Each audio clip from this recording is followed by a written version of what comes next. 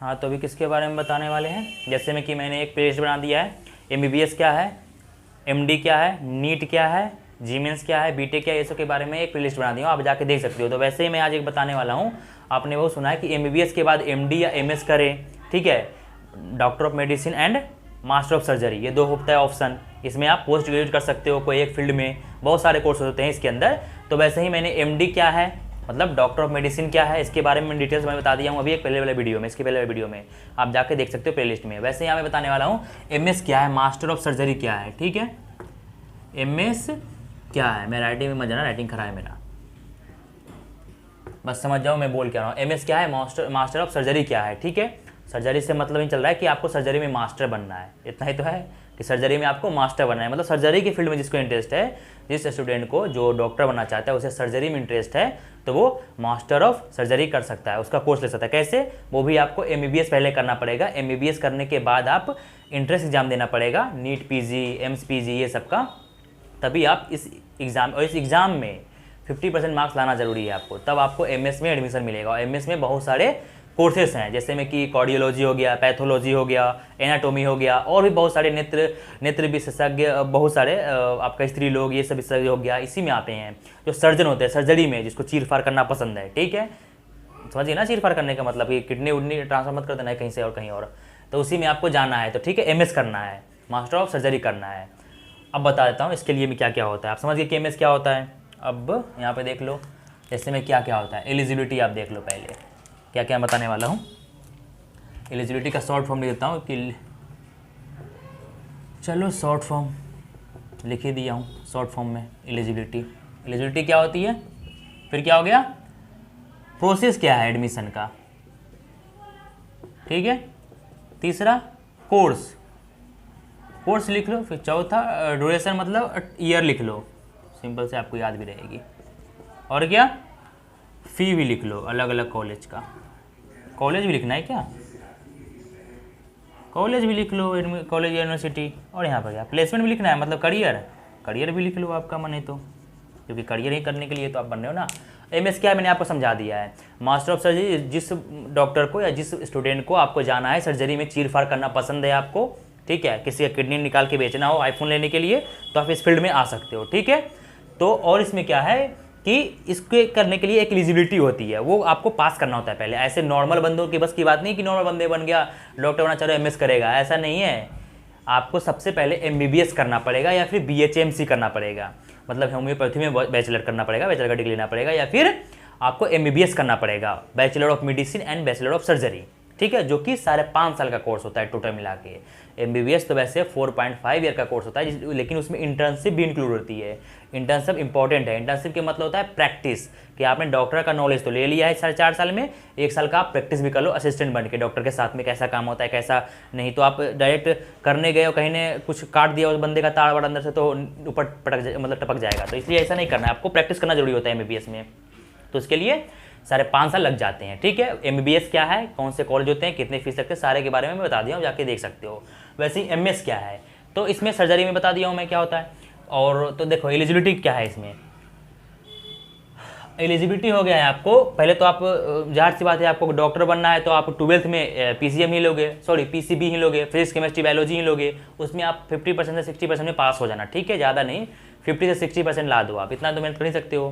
तो 12th में आप, उसके बाद आपको नीट का एग्ज़ाम देना पड़ेगा। नीट का एग्ज़ाम अगर आपने दे दिया है तो नीट या एम्स का आपने निकल गए हो, नीट या एम्स के एग्जाम में निकल गए हो, तो आप एमबीबीएस के लिए एलिजिबल हो। 5.5 साल में एमबीबीएस कर लो, एमबीबीएस में ही आपको 50% मार्क्स लाना है। एमबीबीएस में अगर आपने 50% मार्क्स ला दिया तो आप NEET PG, AIIMS PG, JIPMER, PGIMER, ये सब एग्जाम के लिए जो इंट्रेंस एग्जाम होता है गवर्नमेंट कॉलेज में एडमिशन के लिए एलिजिबल हो। इसमें अगर आपने 50% ला दिया, ये सब सारे एग्जाम में से किसी में से आपने दिया है और 50% मार्क्स ला दिया है आपने, तो फिर आप एमएस के कोर्स में एडमिशन ले सकते हो।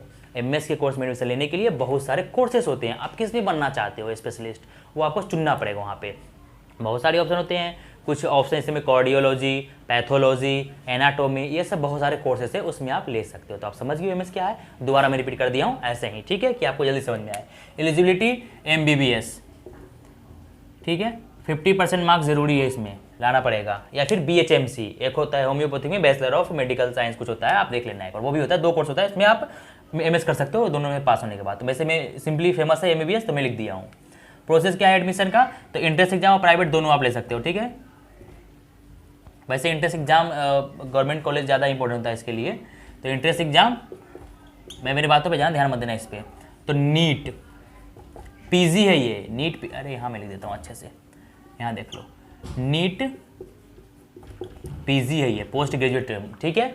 नीट UG आप 12th के बाद नीट UG देते हो, ठीक है, मतलब अंडर ग्रेजुएट कोर्स, वो डिग्री होता है। MBBS जो होता है ये अंडर ग्रेजुएट डिग्री होता है, मतलब ग्रेजुएशन कर लियो आप डॉक्टर में। वैसे ही उसके बाद आप MBBS करने के बाद नीट PG के लिए एलिजिबल हो, ये इंट्रेंस एग्जाम होता है MS में एडमिशन के लिए। उसके बाद एम्स PG भी आप हो सकता है, एम्स PG, फिर क्या लिख दूँ, और लिख दूँ क्या,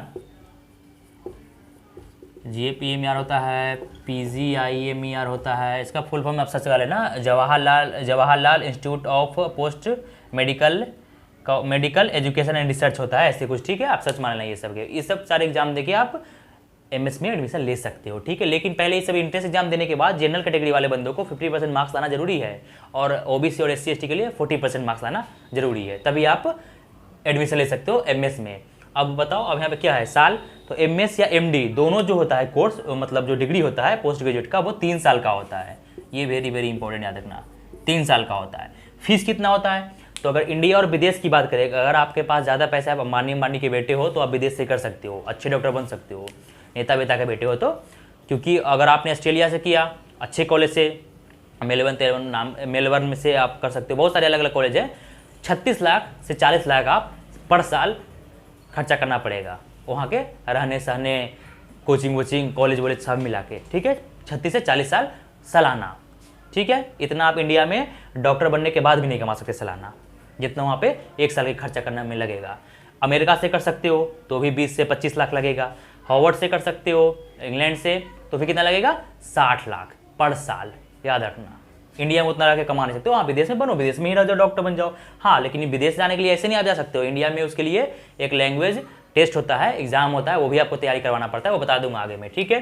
फीस कितना होता है, फ़ी विदेश का बता दिया मैं, फ़ी इंडिया का बताता हूँ कि इंडिया का भी रख लो 10,000 से लेके 15 लाख तक, ठीक है। जैसे में अगर आपने BHU से कर रहे हो तो 22,000 पर साल लगेगा, LN से कर रहे हो, LN मेडिकल साइंस पे होता है, एक इंस्टीट्यूट है, वहाँ से आपको 14 लाख पर साल लगेगा।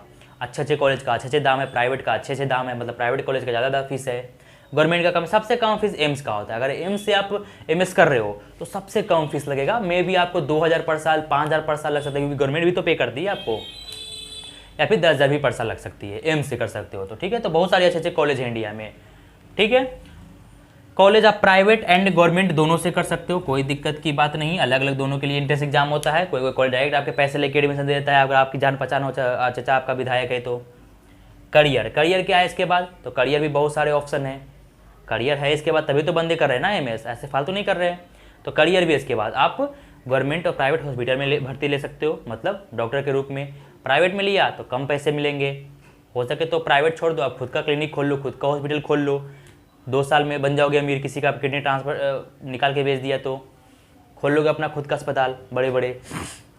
तो प्राइवेट अस्पताल भी खोल सकते हो। गवर्नमेंट का निकला, गवर्नमेंट में अगर आप हो गए हो तो 20 लाख से 25 लाख आपकी कितनी सालाना इनकम रहेगी, ठीक है। मतलब 1,80,000, 1,50,000 मंथली आपकी सैलरी रहेगी। करियर ये हो गया गवर्नमेंट, करियर भी हो गया आपका प्राइवेट एंड गवर्नमेंट दोनों में। आप मेडिकल कॉलेज भी पढ़ा सकते हो, इंडिया में 542 मेडिकल कॉलेज है, उसमें भी आप किसी में एक फील्ड में पढ़ा सकते हो, मास्टर बन ही गए हो तो पढ़ा भी सकते हो, बहुत सारे ऑप्शन है। हेल्थ केयर में जा सकते हो, तो सैलरी सारे में बहुत अच्छे हैं, ठीक है।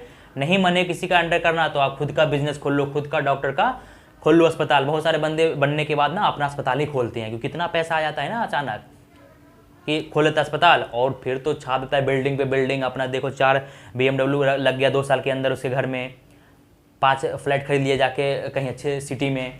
तो ये सब होता है डॉक्टर और इंजीनियर बनने के बाद।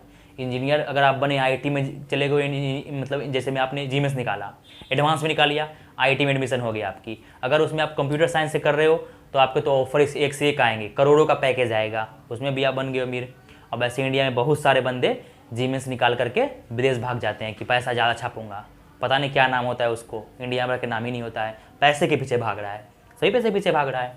चलो ठीक है, ज्ञान ये सब फालतू की बात हो गई है। एमएस क्या है आपको समझ में आ गया होगा, ठीक है, जहाँ तक मैंने बोल दिया है।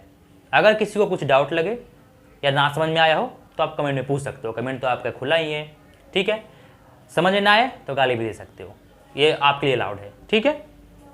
और कुछ पूछना हो, डाउट हो तो भी पूछ सकते हो, अच्छा लगे तो लाइक भी कर देना। बाकी मिलते हैं नेक्स्ट वीडियो में, बाय।